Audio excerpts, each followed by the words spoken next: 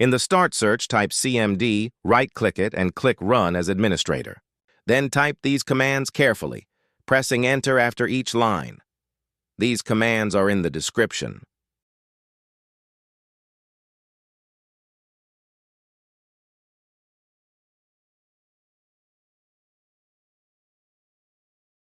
Once done, close the window and restart your PC. After that, press Windows +R, type services.msc, and hit Enter.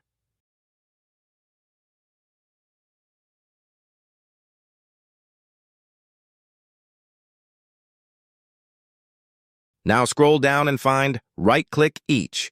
Choose Properties. Set Startup Type to Automatic, click Start, then Apply. IP Helper.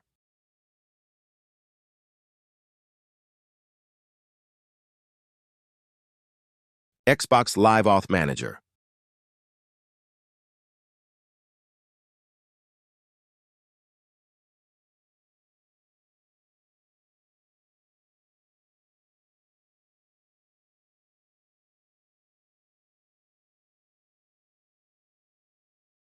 Xbox Live Networking Service.